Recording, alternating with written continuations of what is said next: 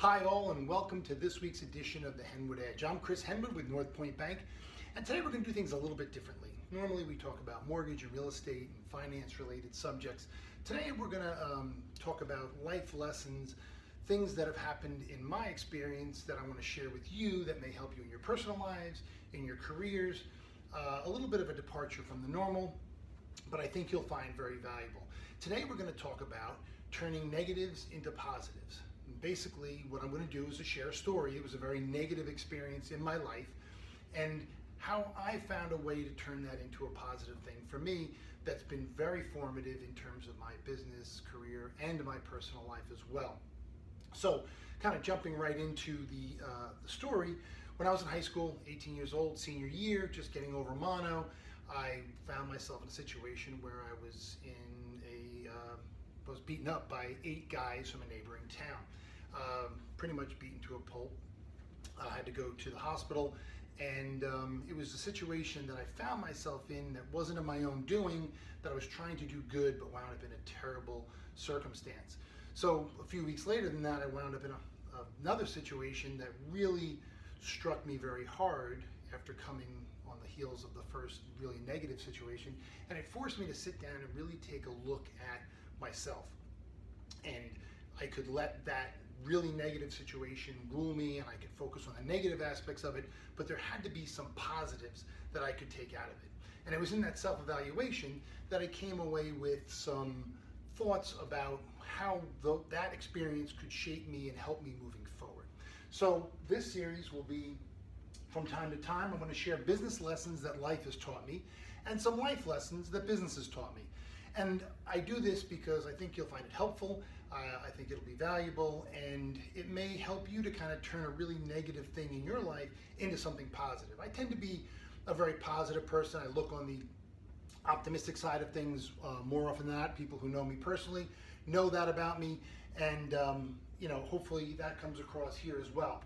So from that very negative experience where I was beaten up by 8 guys, I took some key takeaways that have formed me personally, like I said before. Number 1, you are tougher than you think. Now, we all think we're tough to some degree, and we all may have an image of ourselves in one way or another, but until you're faced with something that's really horrible, and it doesn't have to be something like this, and I'm not in any way advocating that this is something that you should seek out or want to make a part of your life, because I assure you, you don't, but it taught me that I'm tougher than I think. Like, I always thought of myself as kind of a regular guy, whatever, but going through that experience and coming out on the other side, I learned how tough I was, and it's only through negative experiences that we really learn about what we're made of and what makes us tick and how we get through those events. So that was my probably single biggest takeaway, that I found that I was a tougher person than I thought I was beforehand, and that served me well in a lot of very difficult situations. Always assess the risks.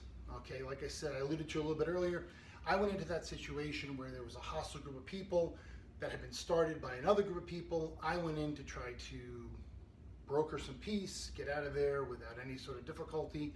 Backfired on me. I wound up as the sole target of the people who were agitating, and I paid the price for it. So before you go into a situation, you always want to assess the risks, and that means in business as well.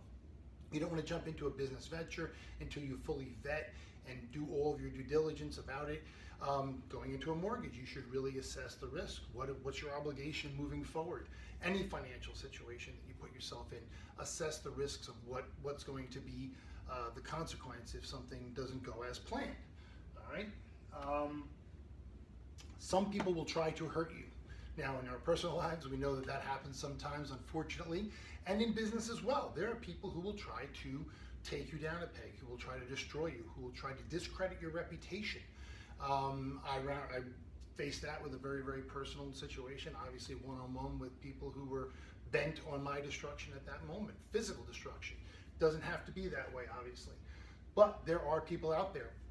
If we think the world is full of people who are benevolent, who are kind and helpful and nice, we're going to kid ourselves, because the real world is full of people who will, when given the chance, take advantage and hurt you. So you have to be aware of that.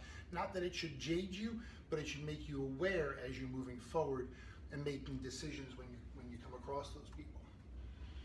And finally, you are the only one you can count on. Now that sounds a little mercenary. I know when I first wrote it, I kind of thought about it and I said, you're the only one you can count on.